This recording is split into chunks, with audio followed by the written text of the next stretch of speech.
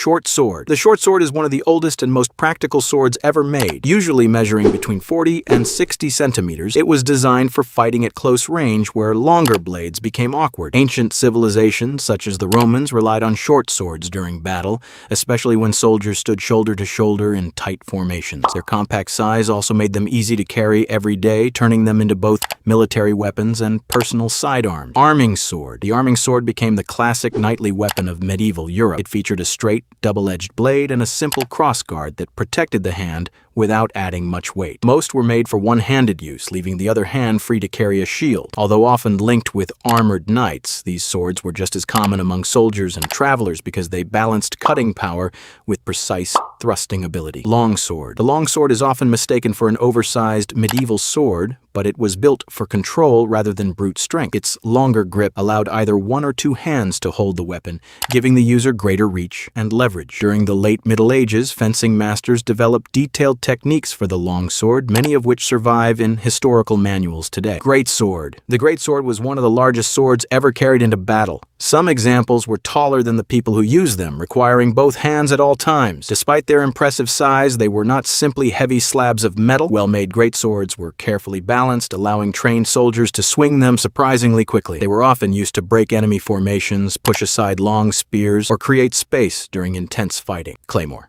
The Claymore is closely connected with the Highlands of Scotland. Its broad, double-edged blade and distinctive sloping crossguard made it easy to recognize. Highland warriors valued the Claymore for its reach and power, especially during fierce battles between clans. Over time, it became a symbol of Scottish history and culture, appearing in artwork, ceremonies, and stories long after its military use had faded. Broadsword. The broadsword refers to several European swords known for their wide blades and strong cutting ability. Many later versions included a basket-shaped guard that wrapped around the user's hand, offering much better protection during duels or combat. These weapons became especially popular in Scotland and Britain from the 17th century onward. Their sturdy design made them dependable on both the battlefield and in civilian self-defense. Rapier. The rapier was created for speed, precision, and skill rather than raw force. It featured a long, narrow blade designed mainly for thrusting instead of chopping. During the Renaissance, carrying a rapier became fashionable among nobles and wealthy citizens across Europe. Swordsmanship schools flourished as dueling grew more common, turning the rapier into both a practical weapon and a mark of social status. Falchion. The falchion combined features of both a sword and a large knife. Its blade widened toward the tip, placing more weight where the cut landed. This made it especially effective against lightly armored opponents. Although less famous than the longsword, the falchion offered strong cutting power while remaining relatively simple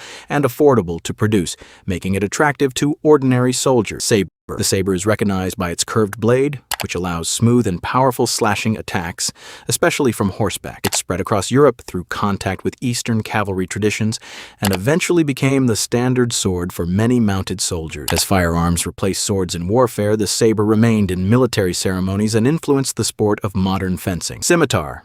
The scimitar is a general Western term for several curved swords from the Middle East and nearby regions.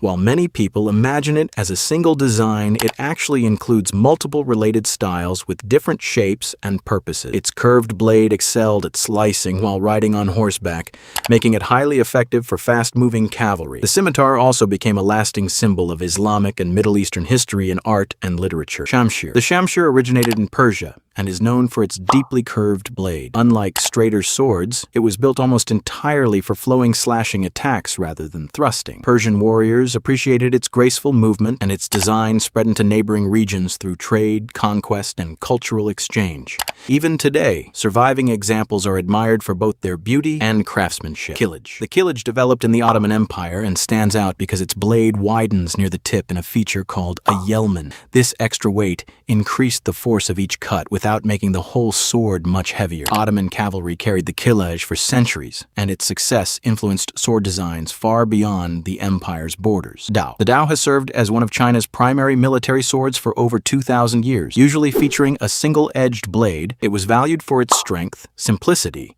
and effectiveness in combat. Different versions appeared throughout Chinese history, ranging from compact infantry weapons to large cavalry swords. Its practical design earned it the nickname of the General of Weapons in traditional Chinese martial culture. Jian. The Jian is China's famous double-edged straight sword. Unlike the Dao, it focused on balance, precision, and refined technique instead of powerful chopping attacks. Scholars, nobles, and martial artists often carried the Jian, giving it a reputation as an elegant weapon that represented discipline and learning. Its influence remains strong in Chinese history, martial arts, and popular culture. Katana. The katana is Japan's most recognizable sword.